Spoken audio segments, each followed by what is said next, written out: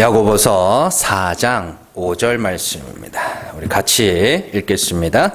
너희는 하나님이 우리 속에 거하게 하신 성령이 시기하기까지 사모한다 하신 말씀을 헛된 줄로 생각하느냐. 아멘. 야고보서 34번째 시간입니다. 배가 많이 불렀구나.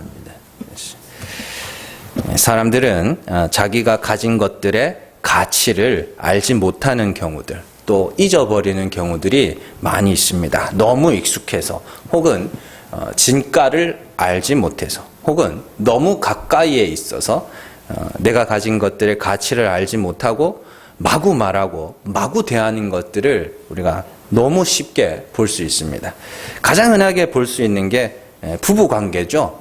누군가는 내 남편 혹은 내 아내를 보면서 저 사람 참 괜찮다 그러는데 정작 같이 사는 사람은 그 사람의 가치를 알지를 못해요. 그래서 비난하고 욕하고 급기야는 저거 어디 가가지고 버려버렸으면 좋겠다고 그렇게까지도 이야기하는 것들을 우리가 볼 수 있습니다. 그러나 그러한 배우자마저 없는 사람들에게 배우자를 향한 불평은 그냥 배부른 사람들의 투정처럼 들리게 되는 것이죠.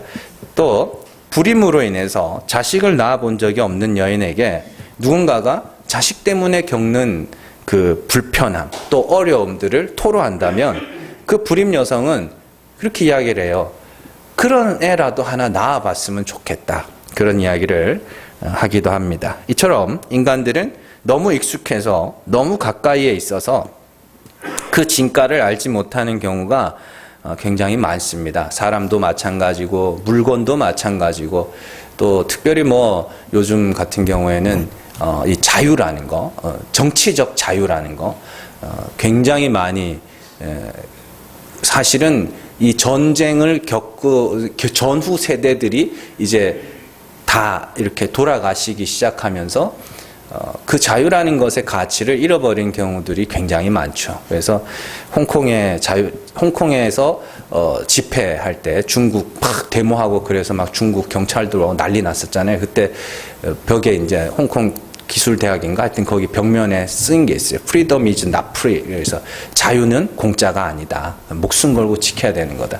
그렇게 이야기를 하는 것들을 보면서 우리나라도 그 자유라는 것에 대해서 너무 당연하게 생각하고 있었던 게 아닌가.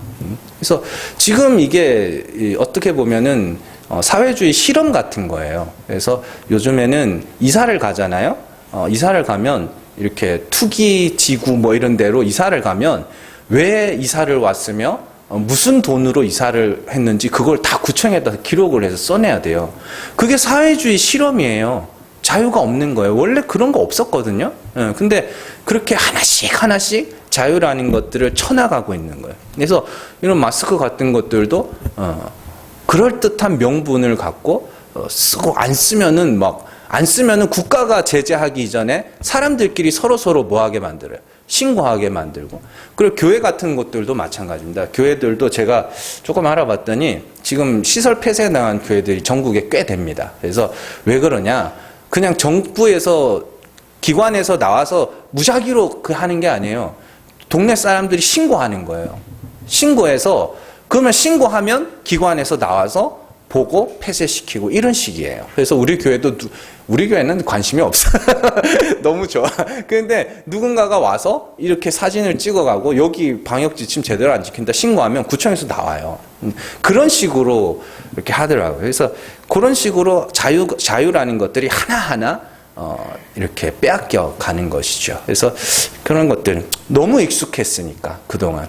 너무 익숙하고 너무 당연하게 받아왔으니까 그것들의 가치를 몰랐던 거죠. 근데 이러면 안 되는데 하는 순간 사실 늦었어요. 그건. 그래서 앞으로 어떻게 될지는 모르겠지만 자 어쨌든 우리는 이렇게 중요한 것, 가치, 내게 있는 것의 가치를 모를 때가 많습니다. 그래서 오늘 말씀은 그런 이야기를 다루고 있는 말씀이에요.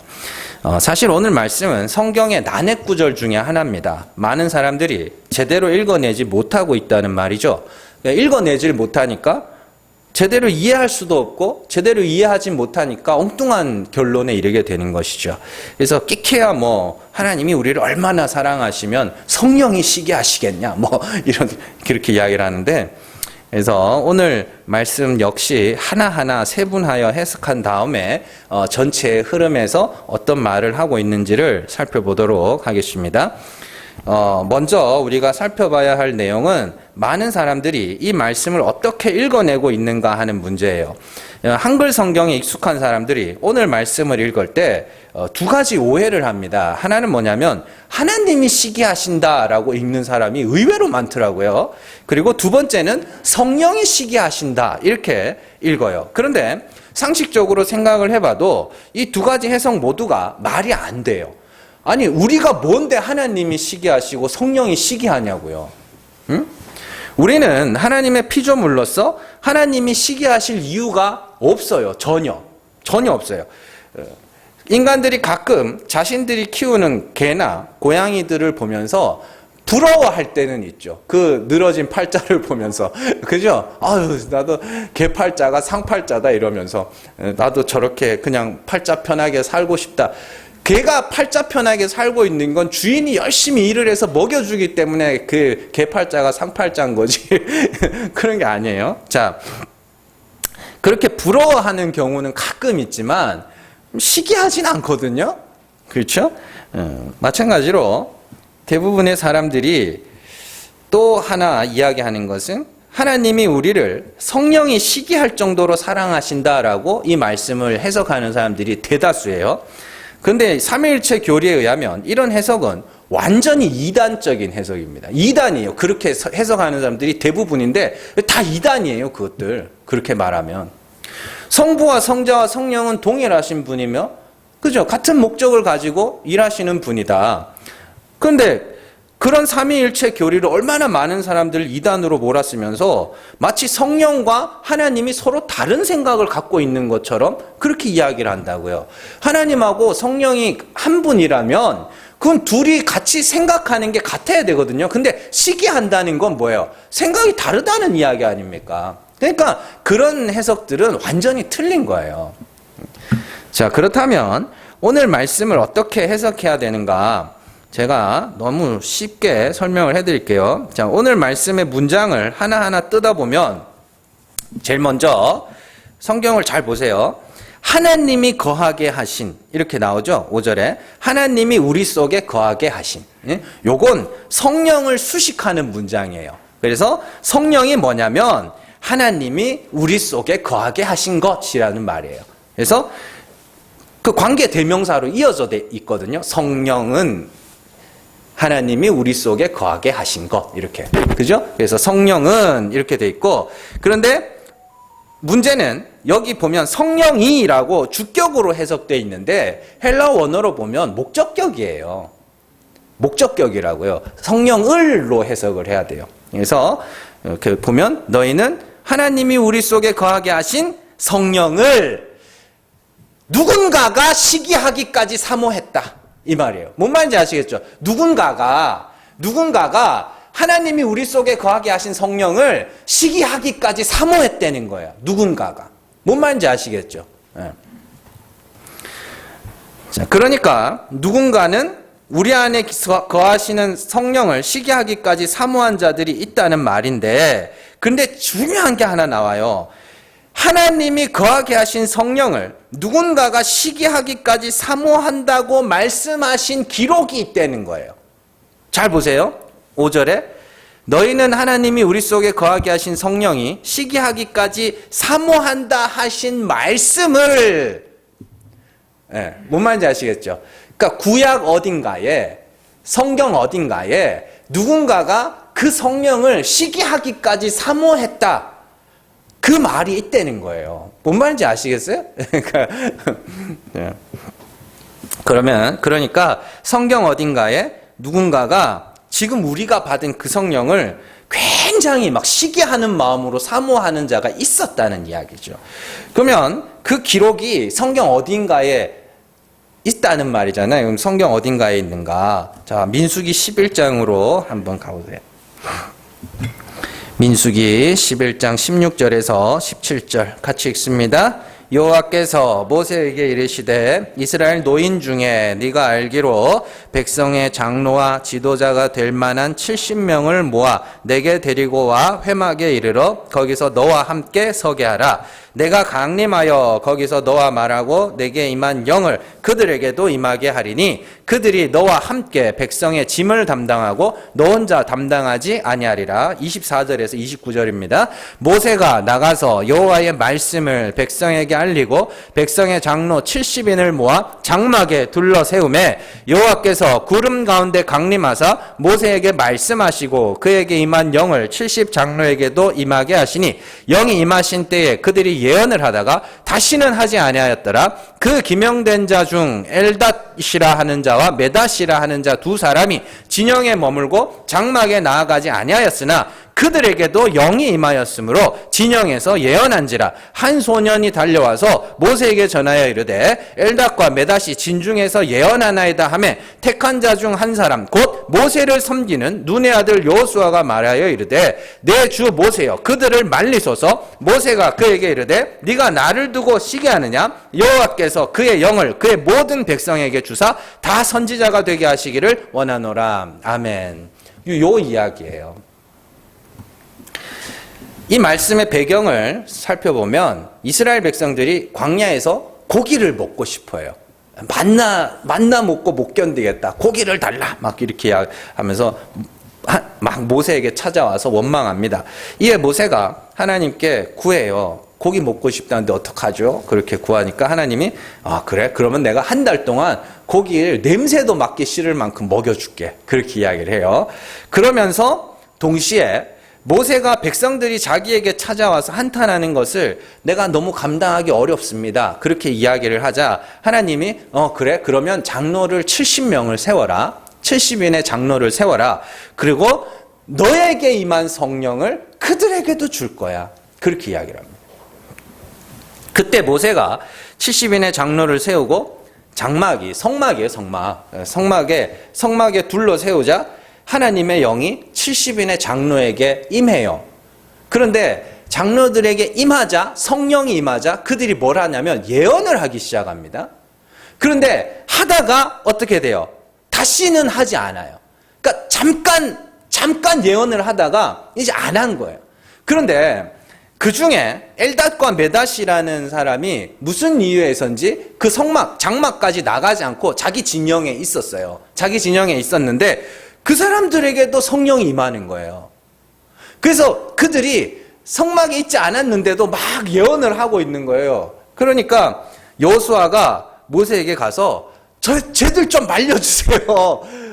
성막에도 안 나갔는데 쟤들 좀 말려주세요. 이렇게 이야기를 하자 모세가 뭐라 그러냐면 네가 나를 두고 시게 하느냐 이렇게 되어 있는데 이 원어로 보면 네가 누구를 시게 하느냐예요. 네가 누구를 시게 하느냐? 또 바꾸면 네가 무엇을 시게 하느냐? 이렇게. 그러니까 이게 뭐냐면 여호수아가 지금 성령 받아서 예언하고 있는 엘닷과 메닷을 뭐 하고 있는 거예요? 시게 하고 있는 거예요. 그래서 모세가 그때 이렇게 이야기를 합니다. 네가 나를 두고 시게 하느냐? 여호와께서 그의 영을 그의 모든 백성에게 주사 다 선지자가 되게 하기를 원한다. 그렇게 이야기를 해요. 자, 그래서 말세에 하나님은 성령을 부으셔서 모든 사람을 예언하는 자로 만드시겠다. 요 모세의 이야기에서 이어지는 게 요엘서의 말씀이에요. 요엘서 2장 28절에서 30절. 자, 같이 읽습니다. 그 후에 내가 내 영을 만민에게 부어주리니 너희 자녀들이 장래일을 말할 것이며 너희 늙은이는 꿈을 꾸며 너희 젊은이 이상을 볼 것이며 그때 내가 또 내 영을 남종과 여종에게 부어줄 것이며 내가 이적을 하늘과 땅에 베풀리니 곧 피와 불과 연기 기둥이라. 아멘. 보세요. 요엘서의 말씀에 만민에게 내 영을 만민에게 부어줄 거라 그래요. 아까 전에 민수기에서는 70인의 장로들에게만 주어졌죠. 그런데 이제 요엘서에는 모세가 내 성령이 모든 사람에게 임하여 다 선지자가 됐으면 좋겠다. 그렇게 이야기를 하고 요엘서에서 하나님이 하나님의 영을 성령을 만민에게 부어서 어떻게 해요? 자녀들이 장래일을 말한다. 이게 뭐냐면 예언이거든요. 모든 사람들이 다 예언하는 자로 만들겠다. 이렇게 이야기를 합니다. 그리고 이 말씀이 성취된 곳이 오순절 성령 강림 사건이죠. 베드로가 처음 성령이 임한 후에 예언을 하게 되는데 그 말을 들은 사람들이 베드로와 사도들을 향하여서 저것들 새술에 취했네. 그렇게 이야기를 합니다. 그러자 베드로가 우리가 술에 취한 것이 아니라 요엘 선지자가 말한 대로 성령이 임했어라고 이야기를 하는 거예요. 사도행전 2장 14절에서 17절 같이 읽습니다. 베드로가 11사도와 함께 서서 소리를 높여 이르되 유대인들과 예루살렘에 사는 모든 사람들아 이 일을 너희로 알게 할 것이니 내 말에 귀를 기울이라. 때가 제3시니 너희 생각과 같이 이 사람들이 취한 것이 아니라 이는 곧 선지자 요엘을 통하여 말씀하신 것이니 일러스되 하나님이 말씀하시기를 말세에 내가 내 영을 모든 육체에 부어주리니 너희의 자녀들은 예언할 것이요 너희의 젊은이들은 환상을 보고 너희의 늙은이들은 꿈을 꾸리라. 아멘. 자, 70인의 장로 사건에서 성령이 임하였고 잠깐 예언하게 됐죠, 그들이. 그리고 여호수아가 그걸 시기하는 모습이 나와요. 그 이야기. 그래서 모세가 이에 모든 사람들에게 성령이 임하여 예언하기를 원한다. 그렇게 이야기를 하고 사도행전에서 그 말씀이 성취되어 사도들에게 성령이 임하고 그들이 예언하게 돼요. 그리고 사도들의 예언을 통하여 그리스도를 믿게 된 자들에게도 동일하게 성령이 임하여 그들도 예언하게 되는 거거든요. 그래서 고린도전서 13장, 12장, 13장, 14장, 특히 14장 같은 경우에 보면 예언을 하라고 그래요. 성도들에게. 그 예언이거든요. 자, 그렇다면 우리가 여기서 조금 더 깊이 들어가서 성령이 임하면 나타나는 현상이 예언이라고 하는데 도대체 그 예언이 뭔가 그걸 한번 살펴보자고요. 요엘은 예언을 장래일을 말하는 것이라고 이야기를 했죠. 아까 요엘서에서. 그리고 예언자로 불리는 선지자 혹은 선견자들은 먼저 본 자, 먼저 안 자 이런 뜻이에요. 자, 그렇다면 과연 이 예언이라는 게 뭔가? 구약에서는 성령을 받은 자들이 예언하는 모습이 자주 나와요. 가장 대표적으로 사무엘서에 나오는 그 사울의 이야기를 우리가 들 수 있습니다. 사울이 사무엘에게 기름 부음을 받을 때 성령이 사울에게 임하고 사울이 예언하는 모습이 나와요. 사무엘상 10장 10절에서 12절입니다.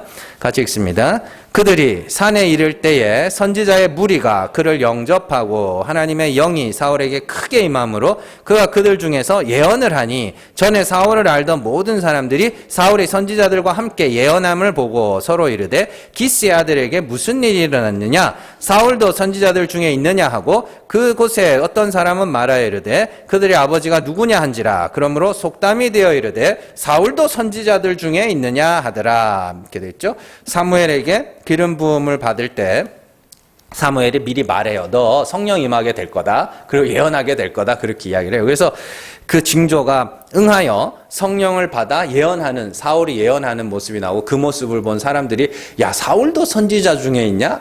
사울도 선지자 중에 한 사람이냐? 이런 이야기예요. 또한 다윗이 사울을 피하여서 사무엘이 사는 라마나요스에 있을 때 사울이 다윗을 잡기 위해서 사람을 보냅니다. 근데 가는 족족 성령이 임해요, 그들에게. 그리고 가는 성령을 받은 자들마다 예언을 하는 모습이 나타나요. 사무엘상 19장 20절에서 24절입니다.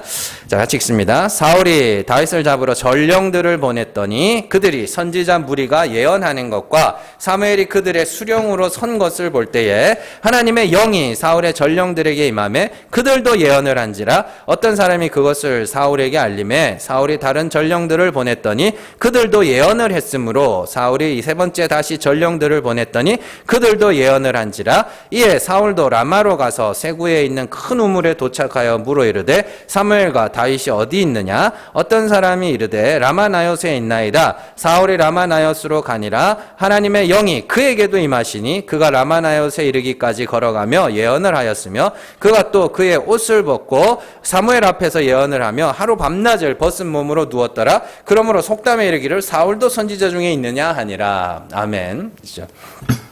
그래서 뭐 이거 해서 뭐 라마나욕, 그래서 뭐 성령 집회할 때마다 라마나욕이 어쩌고저쩌고 그렇게 이야기를 하는데, 성령이 임하자 예언을 하게 돼요. 근데 그 구약 성경에는 이런 장면들이 굉장히 많이 나오거든요. 구약 성경에 보면 성령이 임해서 예언하는 장면들이 굉장히 자주 나와요. 근데 안타까운 건 그들이 무슨 예언을 했는지가 안 나와요. 뭔 말인지 아시겠죠? 예언을 했다는 기록은 있는데 무슨 예언을 했는지는 안 나와요. 성령을 받으면 예언을 한다고 하는데 그들이 도대체 무슨 예언을 했을까? 그 내용을 알려면 성령 받은 그 베드로가 사도행전 2장에서 전했던 그 말씀을 보면 돼요. 말세에 성령이 만민에게 부어질 것이고 성령을 받은 자들은 예언을 하게 될 것이다, 이렇게 있습니다. 그렇다면 성령 받은 베드로가 요엘서의 말씀을 언급한 것은 지금 내가 뭘 하겠다는 뜻이에요? 예언을 하겠다는 뜻이죠. 그리고 그 뒤에 나오는 말씀은 예언의 말씀이라고 보면 돼요. 사도행전 2장에 나오는 베드로의 설교의 핵심은, 자, 그리스도께서는 법 없는 자들에 의해서 죽으셨지만 하나님이 그를 죽은 자 가운데서 살려내심으로 하나님은 죽은 자를 살리시는 은혜의 하나님이심을 나타냈으니 너희는 그리스도와 함께 죽는 세례를 받아라. 그게 핵심이에요. 그게 설교의 핵심 내용이거든요. 집에 가셔서 사도행전 2장에 나오는 베드로의 설교를 한번 읽어보세요. 지금까지는 뭐 이게 뭔 말인가 했을 거예요. 근데 잘 읽어보시면 하나님이 그리스도를 죽은 자 가운데서 살려내심으로 하나님이 이런 분이다를 그리스도께서 증언하셨잖아요. 그러니까 너희도 그리스도와 함께 죽는 세례를 받아라, 그렇게 이야기를 하는 거예요. 자, 그리고 중간에 다윗의 시편을 언급하는 내용이 나옵니다. 자, 사도행전 2장 25절에서 32절. 자, 찬찬히 한번 자세히 읽어보세요. 같이 읽습니다. 다윗이 그를 가리켜 이르되 내가 항상 내 앞에 계신 주를 배웠으며 나로 요동하지 않게 하기 위하여 그가 내 우편에 계시도다. 그러므로 내 마음이 기뻐하였고 내 혀도 즐거워하였으며 육체도 희망에 거하리니 이는 내 영혼을 음부에 버리지 아니하시며 주의 거룩한 자로 썩음을 당하지 않게 하실 것이미로다. 주께서 생명의 길을 내게 보이셨으니 주 앞에서 내게 기쁨이 충만하게 하시리로다 하였으므로 형제들아, 내가 조상 다윗에 대하여 담대히 말할 수 있노니 다윗이 죽어 장사되어 그 묘가 오늘까지 우리 종에 있도다. 그는 선지자라 하나님이 이미 맹세하사 그 자손 중에서 한 사람을 그 위에 앉게 하리라 하심을 알고 미리 본고로 그리스도의 부활을 말하되 그가 음부에 버림이 되지 않고 그의 육신이 썩음을 당하지 아니하시리라 하더니 이 예수를 하나님이 살리신지라 우리가 다 이 일의 증인이로다. 아멘. 베드로가 시편 16편의 말씀을 인용하는데 그 시편 16편의 말씀을 잘 보시면 내 영혼을 음부에 버리지 아니하시며, 음부는 무덤입니다. 지옥이 아니라 음부는 무덤이에요. 음부에 버리지 아니하시며 주의 거룩한 자로 썩음을 당하지 않게 하실 것이다. 이게 예언이에요. 왜요? 거기 보면은 30절에 다윗을 뭐라 그래요? 선지자라 그래요. 성령 받아 예언하는 자, 선지자. 그가 뭘 봤다는 소리냐면 그리스도께서 죽으시고 하나님이 그를 죽은 자 가운데서 살리실 것을 미리 봤다는 소리예요. 그래서 그걸 예언으로 기록해 놓은 게 뭐예요? 시편이라는 이야기입니다. 그래서 시편의 내용들은 전부 그리스도의 이야기들이에요. 그래서 베드로가 이렇게 해석을 해요. 자, 다윗이 하나님이 나를 음부에 버려두지 않을 거고 내가 썩음을 당하지 않게 할 거다, 그렇게 이야기를 했잖아. 근데 너희가 다 알듯이 다윗의 묘가 지금 우리에게 있고 그 시체는 뭐예요? 썩었잖아. 그럼 이건 누구를 이야기하는 거겠니? 뭔 말인지 아시겠죠? 다윗이 장차 오실 그리스도의 죽음과 부활을 보고 예언으로 써놓은 거야. 예, 그렇게 이야기를 하는 거예요. 그러니까 지금 베드로가 뭘 하냐면 예언을 하고 있는 거거든요. 그럼 잘 한번 생각해 보세요. 구약의 예언은 장차 오실 그리스도의 고난과 그를 죽은 자 가운데서 살리시는 하나님에 대한 이야기를 여러 가지 표현 방식으로 써놓은 거예요. 그 제일 대표적인 게 시편이잖아요. 그래서 시잖아요, 그냥. 그리고 어떤 사람들은 뭐 여러 가지 도구들, 여러 가지 표현 방식을 통하여 그리스도와 그가 죽은 자 가운데서 살아나실 것들을 여러 가지 방식으로 설명을 해놓고 있단 말입니다. 그게 예언이에요. 구약의 예언. 그리고 신약의 예언은 그 구약의 예언들을 이제는 뭐예요? 그리스도와 그를 죽은 자 가운데서 살리신 하나님의 이야기로 풀어주는 거예요. 그게 신약의 예언인 거예요. 자, 쉽게 예를 들어서 윤동주라는 시인이 있습니다. 그래서 별 해는 밤, 뭐 별 하나에 뭐 쪼쪼 하는 그 시 있죠. 별 해는 밤이라는 걸 썼어요. 그러면 이제 무슨 마음으로 썼어요?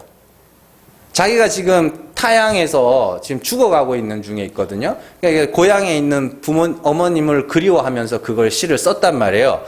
자, 그런데 누가 이 이야기를 해주지 않으면 그 시를 제대로 해석해 주지 않으면 그걸 그 시의 내용을 이해할 수 있는 사람이 있어요, 없어요? 없다니까요. 그러니까 구약의 예언이 뭐냐면 그 별 해는 밤이라는 시를 쓰듯이 영감을 받아 뭔가를 기록을 해놓는 거고, 신약의 예언은 성령 받은 자들이 이제는 이게 그리스도와 그를 죽은 자 가운데서 살리신 하나님의 이야기구나로 해석해낼 수 있으면 그게 신약의 예언이 되는 거예요. 그래서 저기 고린도전서 14장에서 방언과 예언의 이야기는 그런 거라니까요.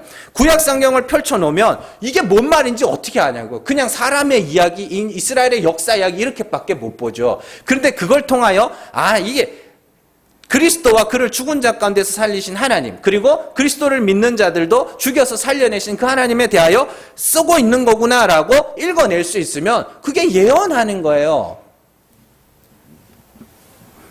자, 결국 예언이라는 것은 성경을 통하여 하나님이 어떠한 분이시며 하나님께서 그리스도를 통하여 어떻게 그 자신을 계시해 주셨는지를 우리가 읽어내고 말해줄 수 있으면 그게 예언이 되는 거예요. 자, 그렇다면 예언을 하는 데 있어서 성령이 왜 필요한가? 그게 진짜 중요한 거죠. 성령이라는 게 왜 필요한가? 성령은 아들의 영, 진리의 영, 그리스도의 영, 하나님의 영, 이렇게 여러 가지 이름으로 불립니다. 그러면 그 성령이라는 것이 도대체 뭐냐? 하나님의 자기 계시예요. 하나님이 어떠한 분인지를 그리스도께서 나타내신 하나님, 그리스도의 얼굴에 나타난 하나님의 영광을 아는 빛, 이게 뭐 이렇게 거창하게 써놨지만 한마디로 말하면 참 하나님은 이런 분이야를 하나님이 우리 마음 가운데 이렇게 깨닫게 해주시는 거. 그게 성령이고 말씀이라고도 하죠. 말씀이라고도.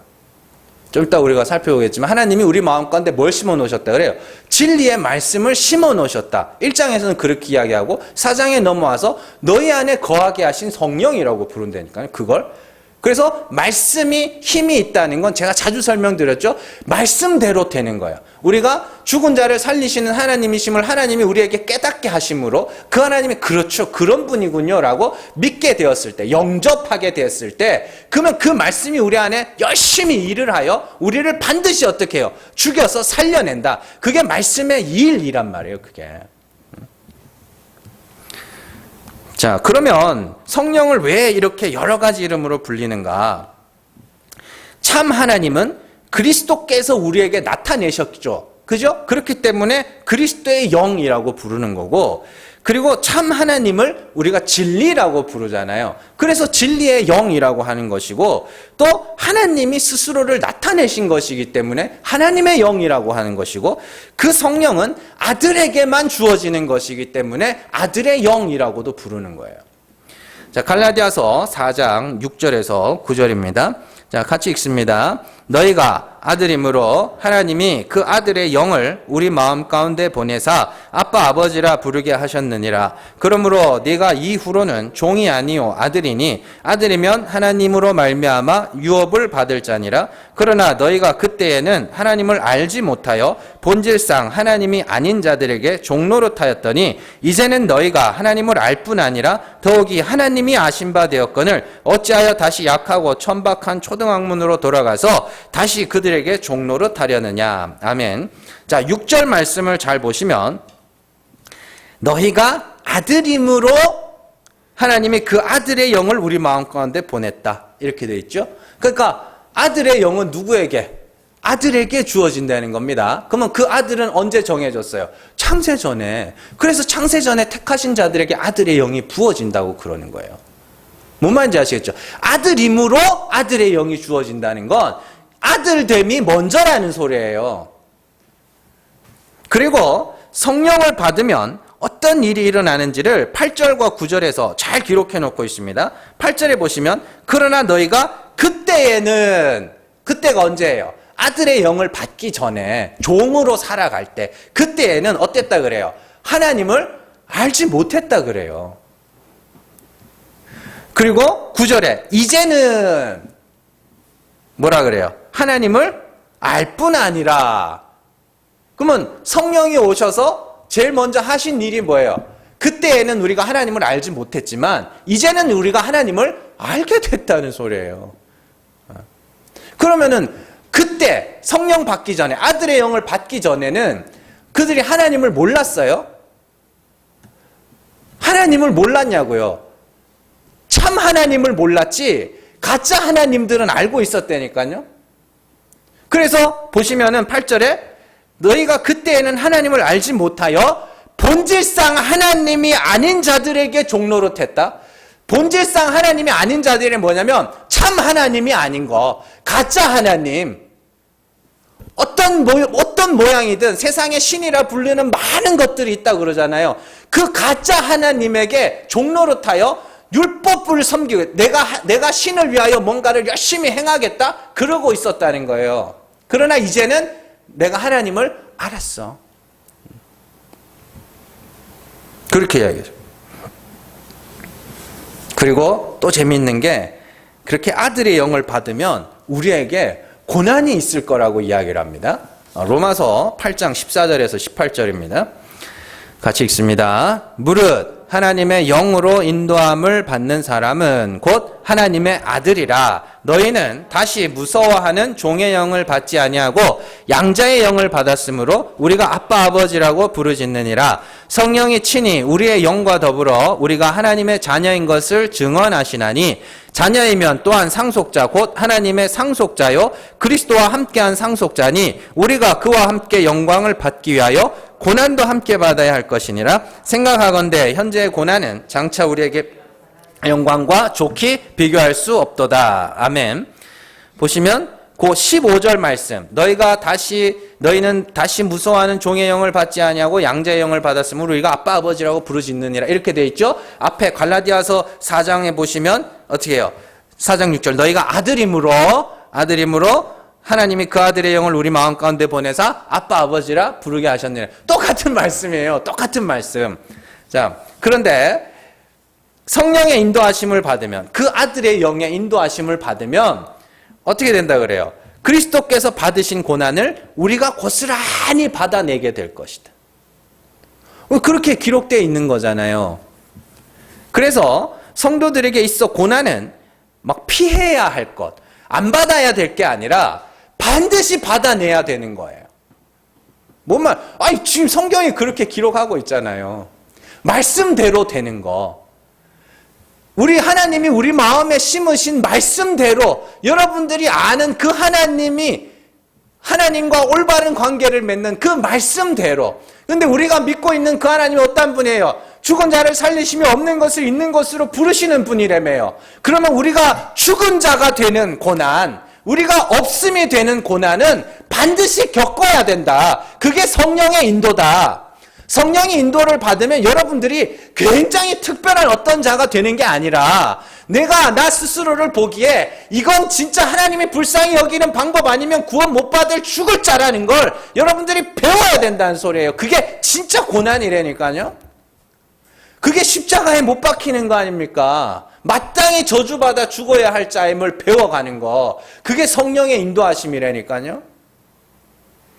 그게 말씀이 우리 안에서 역사하여 풀은 마르고 꽃이 떨어지고 베드로는 뭐라 그래요? 말씀, 복음 그것만 남는다. 하나님의 은혜, 하나님의 사랑이 아니면 나는 아닙니다. 라는 걸 아는 그것만 남는다는 소리예요.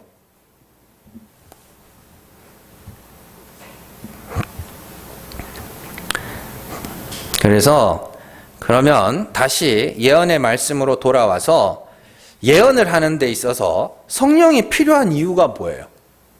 예언을 하는 데 있어서 성령을 받기 전에 상태를 무서워하는 종의 영의 상태라고 하고, 그 상태를 초등학문, 율법 아래에 있는 상태라고 그래요. 그 상태에서 사람들에게 성경을 쥐어주면 종의 눈으로 성경을 보게 돼요. 율법의 눈으로 성경을 보게 된다고요. 종의 눈으로 성경을 본다는 것은 성경을 통해서, 진짜 쉽게 설명을 해드릴게요. 성경을 통해서 그 하나님이 어떤 분인지를 보는 게 아니라 사람을 보게 된다는 소리예요. 뭔 말인지 아시겠죠? 아브라함처럼 살자, 이삭처럼 살자, 야곱처럼 살자, 이런 식으로밖에 보지 못하고 성경을 내가 행하여야 할 법이 잔뜩 적혀 있는 책으로밖에 보지 못한다는 소리예요. 그게 종의 눈으로 성경을 보는 거거든요. 근데 그걸 또 그런 설교를 잘 한다 그래요. 또 쉽다고 그러고. 그들에게 있어 성경은 그들을 얽매는 짐이에요. 성경이, 갈라디아서에 그래요. 성경이 너희를 가두었다. 왜요? 성경을 법으로밖에 못 보거든. 내가 이렇게 하면 하나님이 복 주고 이렇게 하면 벌 주고 이렇게밖에 못 본다는 소리예요. 근데 성경은 하나님의 감동으로 된 거라며요. 그러면 왜 하나님의 감동으로 됐어요? 그게 왜 필요한데요? 하나님이 어떠한 분인지를 알라고 써놓은 게 성경이라는 소리예요. 근데 하나님이 어떠한 분인지를 내게 가르쳐 주시지 않으면 성경을 통해 그 하나님을 보지를 못한다는 소리예요. 자, 쉽게 설명해 드릴게요. 이스라엘 백성들, 바리새인들과 서기관들, 율법학자들, 뭐 사두개인들 이런 사람들 있잖아요. 그 사람들이 예수님 당시에 그 사람들이 구약 성경을 통하여서 그들이 내린 결론이 뭐였어요? 그들이 내린 결론이 율법 잘 지키자였죠. 왜요? 그들이 성경을 보고 내린 결론이 우리 조상들이 율법을 안 지켜서 이렇게 나라가 망했구나, 이렇게 결론을 내렸다는 소리예요.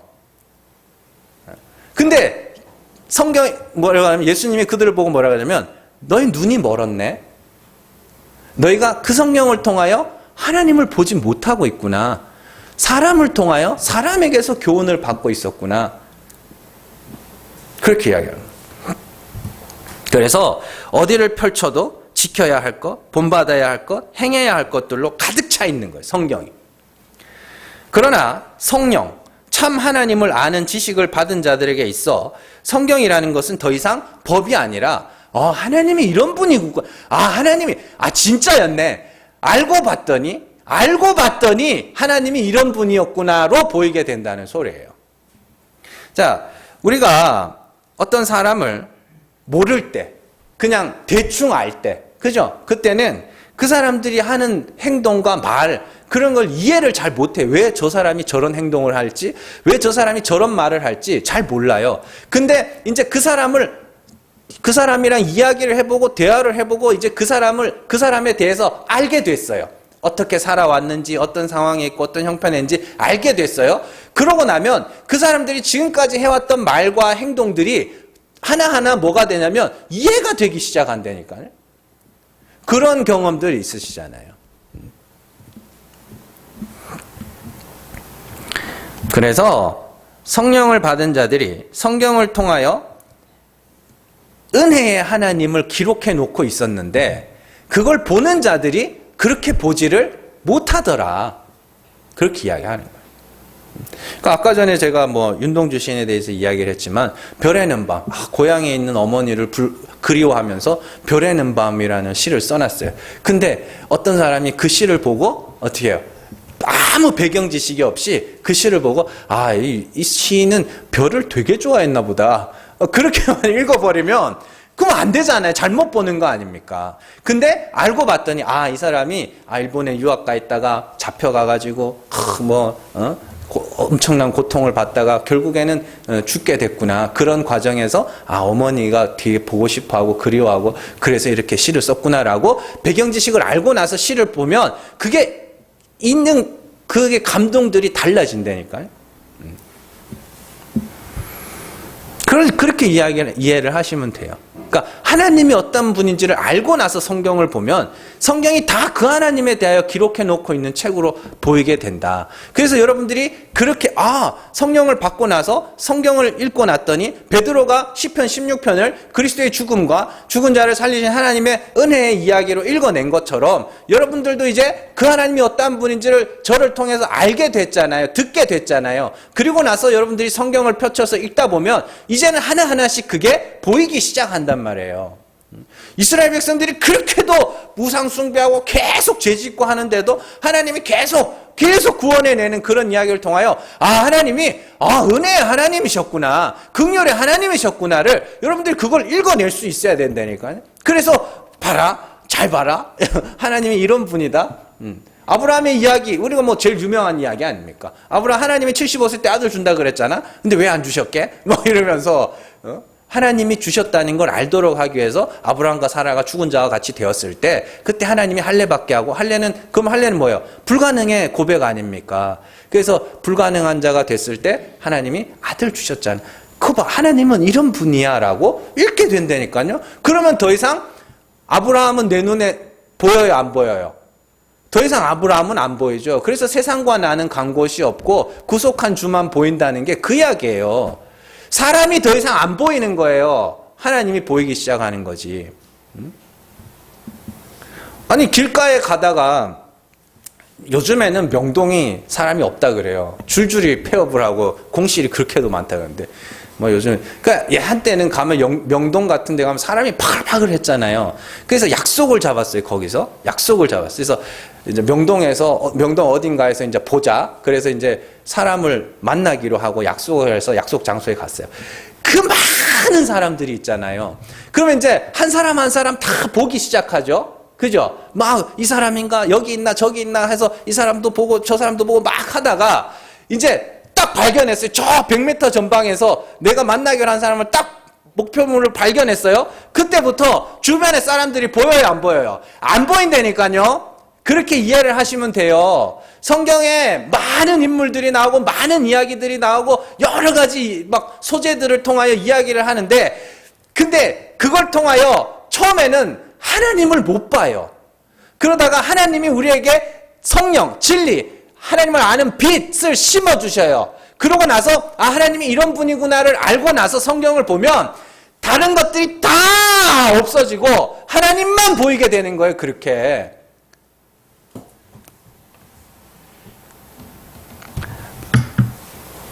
자, 그래서 성령을 받은 자들이 성경을 통하여 하나님이 죽은 자를 살리시는 은혜의 하나님이심을 보게 되고 그걸 본대로 뭐 하게 돼요? 말하게 되는 거 아닙니까? 그러니까 그게 뭐예요? 예언이에요. 그러니까 제가 지금 뭐 하고 있는 거냐면 예언을 하고 있는 거예요. 그리고 진리의 빛을 받은 성도 여러분들이 그걸 알아듣고 있다는 것이 이게 뭐냐면 성령이 우리 가운데 교통하고 역사하고 있다는 증거고, 동시에 우리가 우리의 삶의 굴곡을 통하여서 나의 죄와 허물들을 바라보는 고난을 통과하면서 하나님의 긍휼을 부르짖는다는 것이 여러분들 안에 성령이 있다는 증거예요.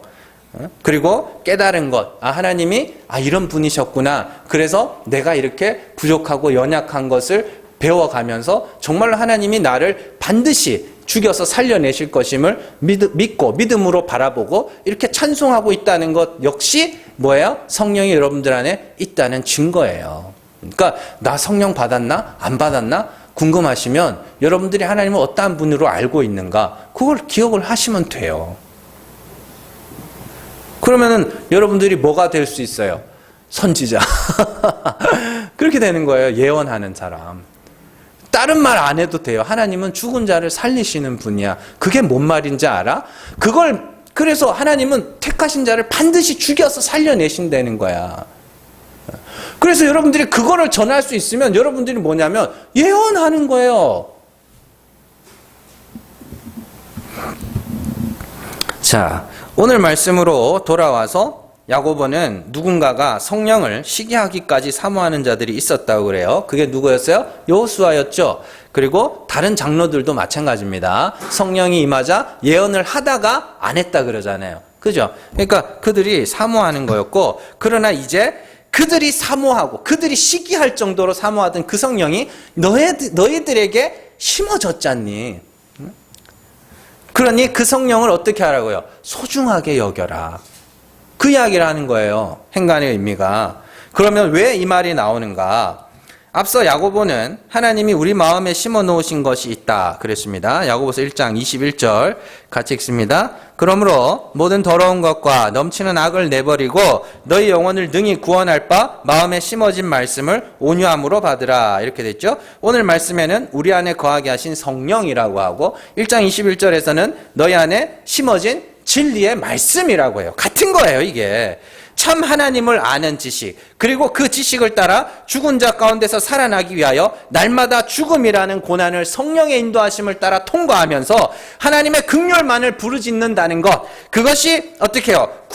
그것이 소망을 갖고 살아가는 성도의 인생이다라는 것이에요. 그런데 성령을 받은 성도들이 그 성령을, 그 참 하나님을 아는 지식을 너무 소홀하게 생각하여 율법과 간음하고 있는 거 아닙니까? 그게 지난주에 배운 간음하는 여인들아, 그렇게 이야기하는 거 아니에요. 네가 하나님이 너희에게 그 하나님이 어떠한 분인지를 나타냈다는 것이 얼마나 귀한 건지를 몰라서 다시 그 율법 아래 가서 간음하고 앉았냐. 그 야고보가 지금 하는 이야기 그 이야기예요. 그게 세상과 벗된 거잖아요.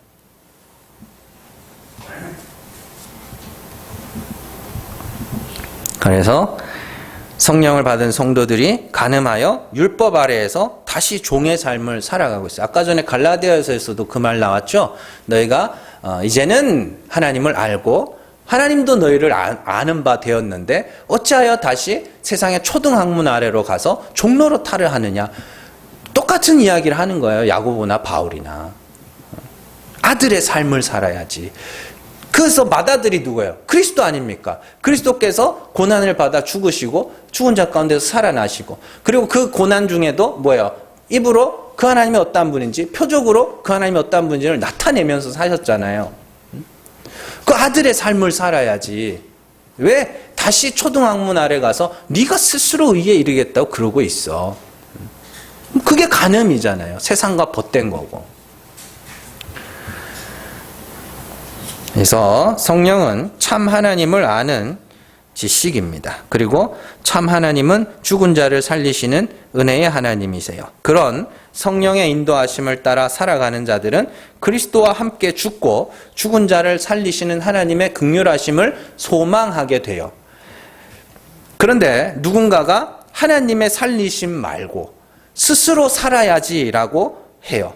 스스로 구원을 이르러야 한다고 가르치고 거기에 많은 사람들이 따라가는 것을 보면서, 그리고 그 간음을 통하여 율법으로 서로 차별하고 판단하고 분쟁하고 시기하는 그런 모습들을 보면서 야고보가 간음한 여인들아, 너희가 가진 그 말씀, 너희가 우리를 통하여 배웠던, 그리고 하나님이 친히 너희 마음 가운데 비춰주신 그 참 하나님, 그 은혜의 하나님, 죽은 자를 살리신 그 하나님, 그게 얼마나 중요한 건지 몰라? 얼마나 귀한 건지 몰라? 그렇게 이야기를 하는 거예요. 왜 너희 마음에 심겨진 진리의 말씀을 가치 없다고 여기니? 그게 얼마나 중요한 건데. 옛날에 여호수아는 그거 받고 싶어서 시기하기까지 사모했는데 너희는 왜 그걸 그렇게 하찮게 여겨? 그것이 간음이며 세상과 벗된 것이다. 그러니까 이게 우리가 그 진리의 말씀을 가치 없이 여기는 이유는 여러 가지가 있어요. 물론 지금 야고보나 바울이 이야기하는 건 율법 아래에서 내가 의에 이르러야지 하는 그 마음이 너무 강해서 그 성령, 그 진리를 가치 없이 여기는 것도 있지만, 오늘날에는 사실 이 물질주의, 눈에 보이는 그 물질주의가 너무나도 강해가지고 돈보다 그걸 더 가치없이 진리의 말씀을 가치없이 여기는 자들이 있는데, 하나님이 성령의 인도하심을 받는 성도들은 반드시 그것이 얼마나 귀한지를 알게 될 겁니다. 그 지식이 여러분들을 구원한다고요. 그 그건 그 지식은 하나님의 말씀은 힘이 있고 능력이 있기 때문에 제가 지금 영지주의적 이야기를 하는 게 아닙니다. 그 말씀은 그 진리는 여러분들 안에서 반드시 뭐 하는 거예요? 반드시 역사하여 죽은 자를 죽여서 살려낼 거란 말입니다. 그래서 제가 금년에도 말씀드렸지만 우리의 신앙의 연수가 거듭되면 거듭될수록 우리는 점점 나 자신이 정말 하나님의 은혜가 아니면 구원에 이르지 못할 자로 여겨지는 게 맞다고요. 그게 맞다고요. 전에는 우리도 참 하나님을 알지 못해서 그냥 무작정 열심히만 하면 다 되는 줄 알았잖아요. 저도 마찬가지입니다. 저도 무조건 뜨거운 거, 열정, 막 적극적인 거, 뭐 요즘에 뭐 어디 뭐 열정 뭐 이러고 그런다는데 열정이 있어야 되고 뭐 다 좋아요. 다 좋은데 아닙니다. 냉정하셔야 돼요.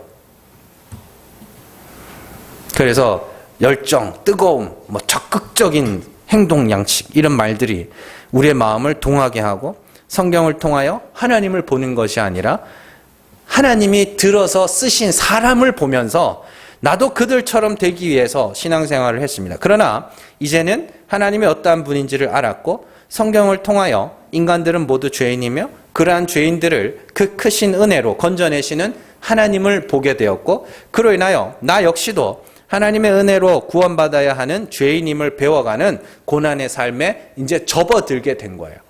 이러한 고난의 삶은 뜨거움, 열정, 적극적 이런 것보다 사실 재미가 없습니다. 재미가 없어요.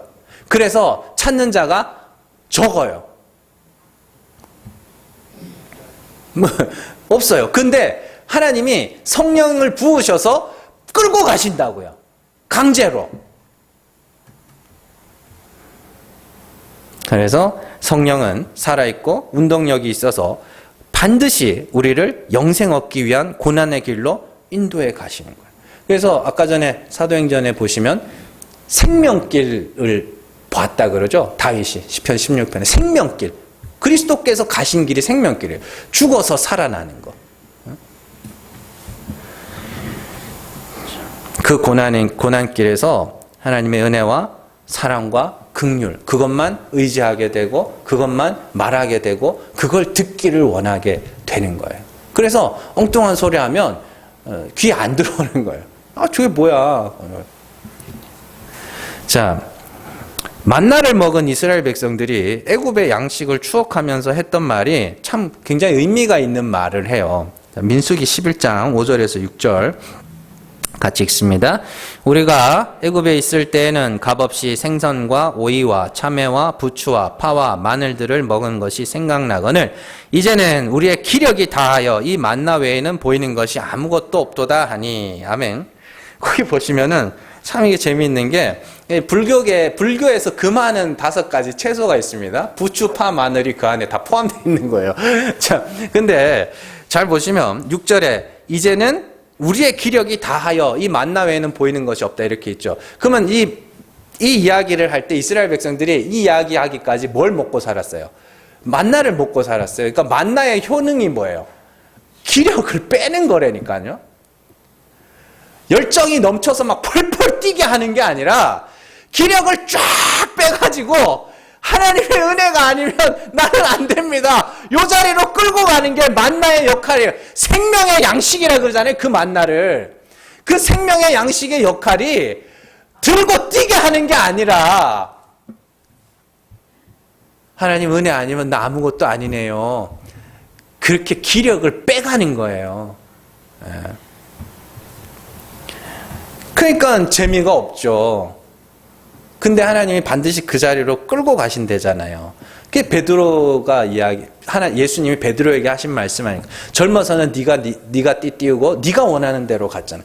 그 네가 원하는 대로 열정, 열정, 응? 그런 방향으로 갔지만 늙어서는 남이 내게 띠띠우고 그 남이 누구예요? 하나님이라니까요. 성령은 뭐예요? 진리의 띠를 띄우고 어떻게 해요? 원치 않는 방향, 죽음의 방향으로 끌고 가서 하나님의 긍휼만 구하게 되는 그 자리로 끌고 가게 될 거예요. 그 이야기예요, 다. 그래서 우리의 힘이 빠져가기 때문에, 기력이 쇠하여져 가기 때문에 누가 더 크다, 강하다, 지혜롭다 하는 자가 없도록 만들어가는 것이며, 그래서 경쟁과 다툼과 시기가 아니라 이해와 용서와 관용이 자연스럽게, 의도된 게 아니라 자연스럽게. 그래서 여러분들 사실 한번 잘 생각해 보세요. 이전에 이 진리를 알기 전과 안 후에 여러분들이 사람을 보는 눈이 분명히 변해 있다니까요. 그전에는 막 요만한 거에도 막 까칠까칠해가지고 사람이 그러면 되냐고 막 이러다가 이제 진리를 알고 나면 다 그렇지 뭐 이렇게 넘어가게 된다고요. 그런 일들이 실제로 일어나요. 그러니까 성령의 역사하심이 여러분들을 그렇게 관용의 사람으로 만든다니까요. 관용이라니까 뭐 되게 대단하고 특별한 것 같으세요? 사람 다 그렇지. 이렇게 받아가는 게 그게 관용이에요. 특별한 게 아니라. 하나님이 우리 마음에 심어주신 진리의 말씀, 거하게 하신 성령, 그리스도께서 나타내신 참 하나님을 아는 지식, 그건 굉장히 소중한 겁니다. 굉장히 중요한 겁니다. 사람들이 그걸 몰라서 예수님에게 마귀의 자식이라 욕을 먹었던 거예요. 그걸 몰라서. 근데 그걸 모르는 자들이 아직도 많아요. 그러니까 뭐예요? 선지자로서, 두 증인으로서, 그리스도와 연합한 두 증인, 선지자로서 가서 뭐예요? 예언하시라고요. 그 하나님을 말해주시라고요. 그건 우리에게 주어진 일이고 자연스럽게 나타나야 되는 일이란 말이에요. 하나님을 아는 그 지식은 성경을 안다고 하는 유대인들이 보아도 보지 못하고 들어도 듣지 못하고 마음으로 생각지도 못한 거라고 이야기를 하잖아요. 그러나 하나님이 택하신 자들에게 나 이런 하나님이야 라고 계시해 주셨잖아요. 그렇게. 그래서 이제 우리가 하나님 그런 분이었네요. 내가 하나님이 그런 분인 줄 모르고 일생을 엉뚱한데 돌아다니면서 힘 다 빼고 돈 다 털리고 그러고 살았네요. 이제는 내가 하나님을 알았습니다. 그래서 이제는 하나님과 화목할 수 있게 됐잖아요. 그렇죠? 그래서 날마다 죽어가면서 하나님의 은혜와 긍휼을 구하게 되면서 우리의 마음이 온전히 하나님께로만 향하여지게 되고, 그리고 이 죽은 자를 살리신 그 하나님의 은혜를 믿음으로 미리 바라보고